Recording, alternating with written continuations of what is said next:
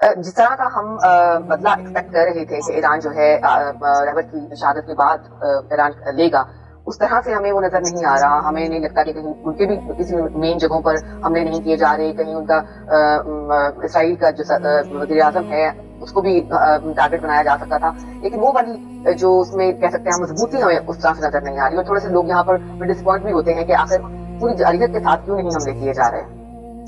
لیکن یہ تو وہی بات ہوئی نا کہ امام حسین جو ہے وہ شہید ہو گئے، تو امام حسین کی شہادت کا مقصد کیا تھا؟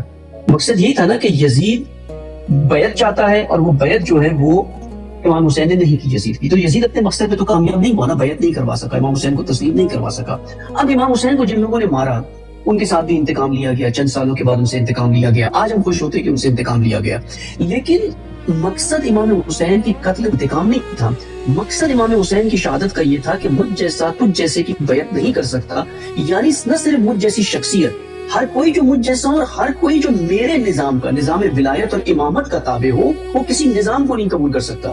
تو جب تک ایران میدان میں ہے اور نظام امامت اور ولایت کا پرچم ہاتھ میں لیے ہوئے ہے، یہی سب سے بڑا انتقام ہے. ہم توقعات رکھ رہے ہیں کہ وہ نیتنیاہو کو مار دے. بھائی ایسے تو نہیں ہوتا نا، ہر چیز اسباب کے ذریعے ہوتے ہیں. ان کے پاس ساری دنیا کی لیٹسٹ انٹرسیپشن سسٹمز ہیں. اس وقت نیتنیاہو اور یہ بڑی شخصیت ہے، آپ کو کیا لگ رہا ہے کہ رہبر کی طرح اتنی دلیر ہے کہ وہ اپنے گھر کے اندر بیٹھی ہو جب خطرات ہو؟ یہ تو سارے بنکرز میں، یا بنکرز میں بھی نہیں ہے، یہ سائپرس میں ہے. کل جو اٹیک ہوا ہے سائپرس کے اوپر ڈرون کا، جو ایران نے اٹیمپٹ کیا ہے، وہ یہی اٹیمپٹ تھا نیتنیاہو کے لیے. وہ اٹیمپٹ تھا کہ یہ تو سائپرس میں بیٹھے ہوئے تو ہے ہی نہیں وہاں پر.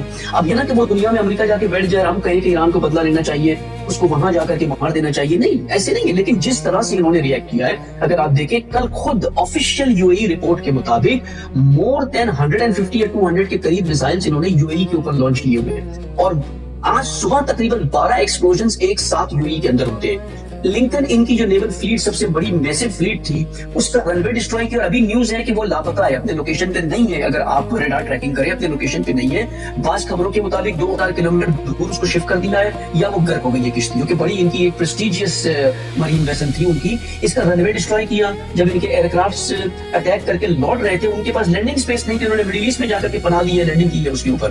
تو یہ کامیابی نہیں ہے، آیا انتقام نہیں ہے کہ آپ اپنی دور سے اتنی بڑی طاقت لے کر کے فرعونی لشکر بنا کر کے آئے ہو، اور یہ چند ابابیل کے لشکر جو ہے وہ آپ کو اتنی ضرب لگا رہے ہیں جو پیچھے نہیں ہٹے، جو مسلسل 8 راؤنڈ انہوں نے کر دیے ہیں اس وقت میزائل اٹیک کے، اور مسلسل جاری ہے. ابھی تو انہوں نے اپنی جو ہائی ٹیکنالوجی ہائپرسونک میزائلز کو استعمال ہی نہیں کیا ہے. ابھی تو بہت لو اینڈ کی جو لاٹ ہے وہ نکال رہے ہیں. تو اور دوسری طرف اسرائیل میں دیکھیں جو ہوا ہے، ہر شہر کے اوپر مارا ہے. ٹیل اویو میں 40+، یہ تو ان کی رپورٹ ہے کہ 40+ بلڈنگز جو ہے وہ ڈسٹروائے ہو چکی ہے.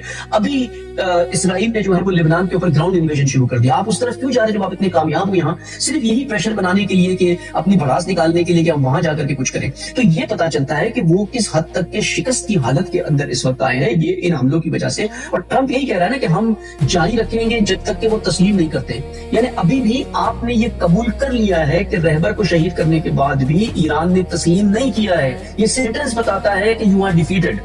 یہ آپ کہہ رہے تھے وہ تو بس شہادت کر دی ہم نے، اب کسی ہر کوئی چلا جائے گا اور پوری پارلیمنٹ اپنے ہاتھ میں لے لیں گے وہ سارے، اور وہاں پر ایک امریکائی نظام آ جائے گا وہاں پر. تو پھر آپ یہ کیوں کہہ رہے ہیں کہ ہم جاری رکھیں گے جب تک کہ یہ رژیم بدلتی نہیں ہے؟ اس کا مطلب رژیم باقی ہے نا، بس یعنی آپ کامیاب نہیں ہوئے. یہ جو مار رہے ہیں اس سے پتا چلتا ہے کہ آپ کامیاب نہیں ہوئے یہاں پر. تو یہ سوچ رکھنا کہ ہم ان کے کسی بندے کو ہائی پروفائل کو مار دیں، یہ بھی پاسبل ہے، یہ ہو جائے گا وقت کے ساتھ، یہ نہیں کہ یہ نہیں ہوگا. لیکن اس وقت وہ سچویشن نہیں ہے. ایران دیکھیں ایک ریجن میں بیٹھا ہے اور ایک شیعہ آئیڈیالوجی ہے. ویسے یہ آئیڈیالوجیکلی اینیمیٹی اور بکس جو ہے وہ امت مسلمہ کے اندر رہا ہے. یہ تو اب اس رہبر کی وجہ سے اور حماس اور یہ ان کی وجہ سے کافی لوگ شیعت کی طرف آ گئے اور انہوں نے مقام معظم رہبری کو قبول کیا شیعہ نہ ہوتے ہوئے بھی.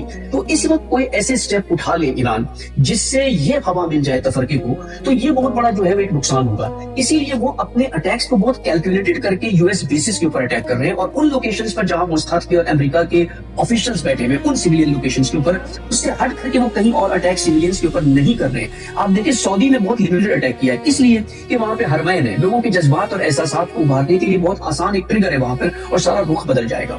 یہ کیلکولیٹڈ اٹیکس ہیں، کیلکولیٹ کر کے ہی چلنا ہوگا، ورنہ یہ اس کا جو ہے وہ بدلنے میں ٹائم نہیں لگتا ہے دشمن کو. اور عوام جو ہے، ہماری لوگ جو ہے وہ اتنے احساساتی، اتنے جذباتی ہیں کہ فوراً ایران کی مخالفت میں کھڑے ہو جائیں گے اور یہ سارا سلسلہ شروع ہو جائے گا. تو میں سمجھتا ہوں جو اگر آپ 28 فروری کے اٹیکس دیکھیں جو ایران نے کیے تھے پہلے اٹیک کے بعد، اور 1 مارچ کو دیکھیں آپ، تو بہت شدت ہے اس کے اندر. اور آج اور شدت اس کے اندر بڑھ گئی ہے.